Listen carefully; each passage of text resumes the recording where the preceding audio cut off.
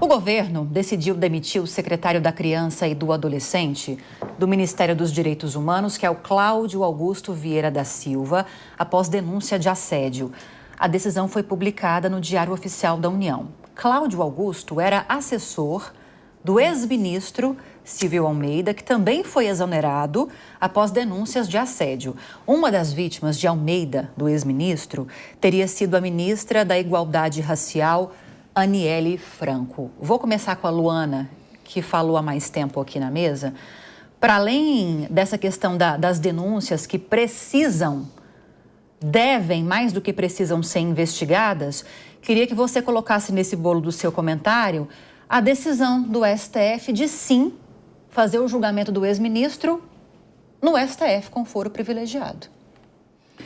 Olha, primeiro, né, sobre essa questão do assédio e até o caso do ministro Silvio Almeida, acho que a gente tem que, nós falamos aqui no dia em que aconteceu, né, um dia depois a gente esteve aqui no Linha de Frente comentando sobre isso, e por um lado lamentando, obviamente, a situação, mas por outro, olhando com uma perspectiva positiva de que bom que nós temos hoje, não só aqui no Brasil, mas nesse caso, inclusive, foi uma organização internacional, acesso a esse tipo de apoio externo, né, que ajuda você a criar, principalmente com pessoas que têm poder político, um ministro, por exemplo, de Estado, que tem ali uma atuação, né, que o protege com certeza e coíbe muitas vezes denúncias como essas de existirem, para que você não deixe de agir. Eu acho que cada vez mais a sociedade está caminhando para um modelo em que as pessoas entendem que isso não é normal e que tanto o assédio moral, como é o caso desse secretário, como no caso do ministro, assédio sexual, né, denúncias ali muito graves, que isso não é normal, que isso não pode acontecer e que seja lá quem for a pessoa que está cometendo esse tipo de crime, ela tem que passar por julgamento, ela tem que ser punida pelas acusações caso se confirme, né, caso se transformem realmente ali numa comprovação legal, para que a gente coíba cada vez mais e, inclusive, utilize esses casos, né, não como um retrocesso, caso eles não avancem, mas como um avanço, mostrando para as pessoas que, sim, pessoas do colarinho branco, como é o termo, né, que a gente utiliza, são presas, são punidas por qualquer tipo de crime que elas cometam. Então, primeiro, esse ponto eu acho importante a gente ressaltar aqui e, novamente, a postura da ministra de fazer essa exoneração o mais rápido possível, então logo a denúncia chegou, muito positiva. Fazer esse julgamento com foro privilegiado, eu tenho questões em relação a isso, obviamente, porque eu acho que existe uma prerrogativa de foro privilegiado para os cargos eletivos, para os cargos do executivo. Essa legislação não é tão clara, então cumprir isso pelo STF com foro privilegiado, eu acho que foge sim daquilo que a sociedade esperava, que corresse numa justiça comum, como qualquer outra pessoa. Ele está num cargo político, mas não é um cargo eletivo, é um cargo executivo e deveria sim ser cumprido pela legislação como qualquer outro cidadão brasileiro. Carla. Carla, não. Gente, olha só, eu falei assim, Carla, olhando para Maria. E ambas me olharam tipo assim, meu Deus do céu, é a Carla ou a Maria? A Carla ou a Maria? Ou as duas falando. Põe as duas, põe na tela. Então eu vou seguir o meu olhar, pode ser, Carla? Pode. Eu falei Carla, mas olhei para Maria. Isso. Então vamos para Maria primeiro. Siga o olhar. Já que a gente entrou nessa pauta do STF, queria te ouvir sobre o fato de a gente estar tratando de pessoas que estão sendo investigadas por assédio sexual, que pelo menos deveriam estar acima de qualquer suspeita, são autoridades ligadas à pasta dos direitos humanos do governo. O quanto isso te assusta, assustaria em qualquer ocasião, né Maria? Se fosse qualquer autoridade, qualquer pessoa, qualquer empresário, dono de empresa, já assustaria, né?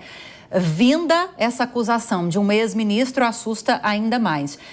Queria te ouvir também sobre essa questão do STF, se você concorda com essa tese defendida pela Luana, que é uma tese que está em discussão no STF hoje, sobre a abrangência do foro privilegiado.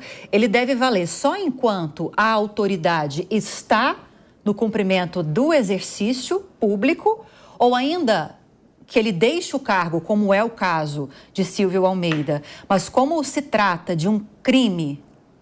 É isso mesmo, gente. Como se trata de um crime que foi praticado quando ele estava na condição de ministro, caberia o foro privilegiado e que, no caso dessa decisão do STF, foi o que prevaleceu.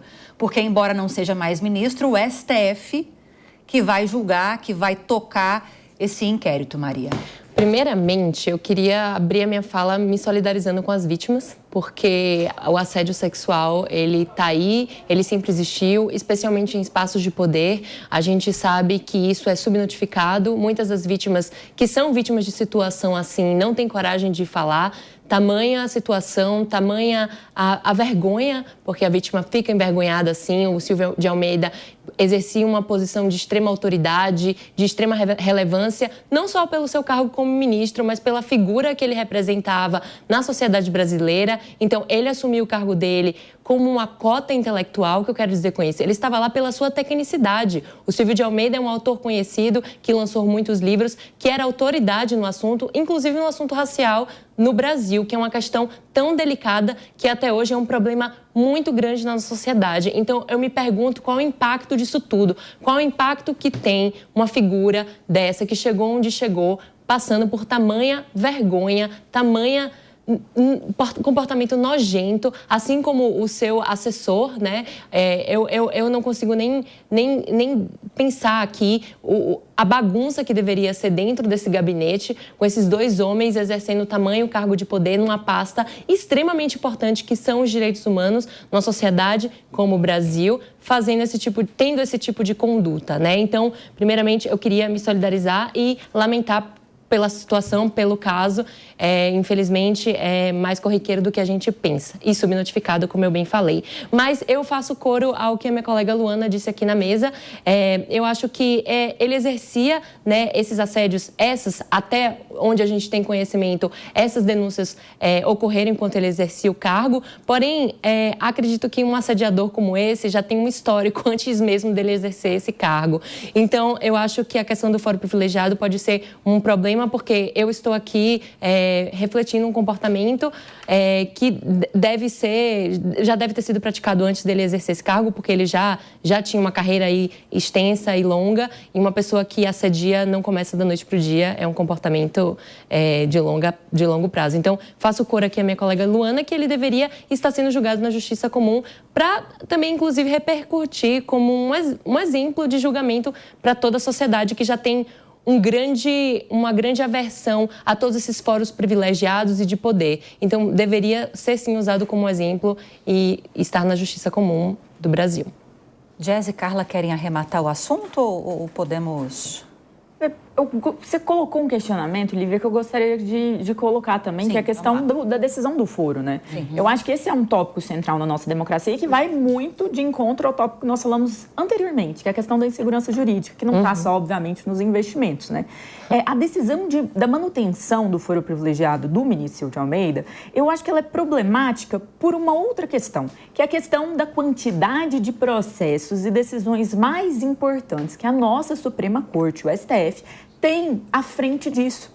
Então, assim, a Suprema Corte, diferente de todo o aparato do judiciário, que conta aí com diversos juízes, milhares de juízes, ela é composta de 11 ministros dividido em 2 turmas. Então, eles já têm muitos processos. Existem ADFs, pedidos de visão de constitucionalidade, que necessariamente o único tribunal que pode dar uma resposta é a nossa Suprema Corte. Então, esses pedidos, quando eles vão se amontoando e cada vez mais essa competência do foro, vamos falar assim, um foro expandido vai acontecendo, é problemático, porque acaba que abarrota ainda mais a quantidade de processos que eles têm, que tem importância para eles revisarem. Então, essa decisão, eu acho que ela acaba deixando mais lentidão em outros possíveis processos que estão à frente, até mesmo não seriam necessários.